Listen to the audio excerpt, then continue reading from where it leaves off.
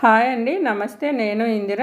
మనకు నిమ్మకాయలు చూస్తేనే నోట్లో నీళ్ళు ఊరుతుంటాయి కదండి. అలాంటిది ఇప్పుడు మాకు ఇంట్లోనే నిమ్మ చెట్టు ఉంది అనమాట. నేను కుండీలో వేశాను, అది బాగా వచ్చిందండి. కాయలు కూడా చాలా బాగా విపరీతంగా ఈసారి కాపు వచ్చిందనమాట. ఇవి ఎందుకంటే ఆర్గానిక్గా ఉంటాయి, ఎలాంటి కెమికల్స్ ఏమి ఉండవు కదా, మనం ఇంట్లో వేసినవి కాబట్టి. ఎలాంటి మందు అనేది మనము స్ప్రే చేయడాలు ఇలాంటివి ఏం చేయలేదండి, ఆర్గానిక్గా ఉన్నాయన్నమాట. అందుకు టేస్ట్ కూడా ఇంకా చాలా బాగుంటుంది. ఇప్పుడు ఇవైతే నేను రోజు కొన్ని లెక్క 2 రోజులు నేను అన్నీ కోసి ఒక గిన్నెలో అట్లాగే పెట్టేశానండి. ఇప్పుడు గిన్నె నిండా వచ్చాయి చూడండి.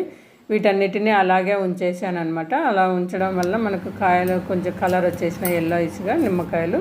ఇలా వచ్చిన తర్వాత శుభ్రంగా కడిగి నేను మరీ సన్నగా ఉండేటివన్నీ పక్కన పెట్టేశాను. కొంచెం మీడియం సైజు పెద్దగా ఉండేటివన్నీ సైడ్ పెట్టాను అనమాట. వీటన్నిటిని బాగా మనం చిన్న చిన్న ముక్కల్లాగా కట్ చేసుకోవాలి ఒక్కొక్కటిగా. మనకు ఎల్లోగా వచ్చినవి అక్కడక్కడ కొన్ని గ్రీన్గా ఉన్నాయండి, ఏం కాదు అనేసి నాకు కట్ చేశాను. ఇప్పుడు మిగతావన్నీ కొన్ని రసం పిండాను, కొన్ని కట్ చేశాను. మనకు చట్నీకి రసం కూడా కావాలి కదా, కొంచెం రసం వేస్తే గుజ్జు వస్తుంది కాబట్టి మనము కొన్ని రసం పిండుకోవాలి. అన్ని కాయలు పచ్చడికి అట్లే కట్ చేయకూడదండి. ఎప్పుడైనా కూడా మనం కొన్ని కాయలు రసం పిండితేనే మనకు దాంట్లో గుజ్జు అనేది వస్తుంది అనమాట. ఇప్పుడు ఇలా ఒక్కొక్కటిగా అన్నీ కట్ చేసుకొని పక్కన పెట్టుకోవాలి. ఇప్పుడు పక్కన కొన్ని నిమ్మకాయలు పెట్టుకున్నాను కదా, వాటన్నిటిని నేను రసం పిండేసి పక్కన పెట్టుకున్నానండి. ఒక 20 కాయల దాకా రసం పిండాను, కొన్ని చిన్నగా ఉన్నాయన్నమాట. ఇవన్నిటిని రసం పిండి పక్కన పెట్టుకొని ముందుగా కట్ చేసి పెట్టుకున్న కాయలు ఉన్నాయి కదా, నిమ్మకాయలన్నీ, అందులో ఒక గ్లాస్ అంతా సాల్ట్ వేసానండి. ఎందుకంటే నేను అందాజుగా వేసానండి, అది కరెక్ట్గా అనేది కాదు, టేస్ట్ చేస్తే కరెక్ట్గా సరిపోయిందనమాట.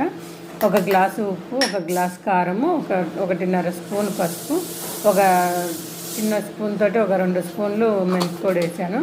అవన్నీ వేసి ముందుగా మనము రసం పిండి పెట్టుకున్నాము కదా నిమ్మకాయలతోటి, ఆ రసం కూడా అందులోనే వేసేసుకొని బాగా వీటన్నిటిని బాగా ముక్కలు కంటేటట్టు కలుపుకోవాలి.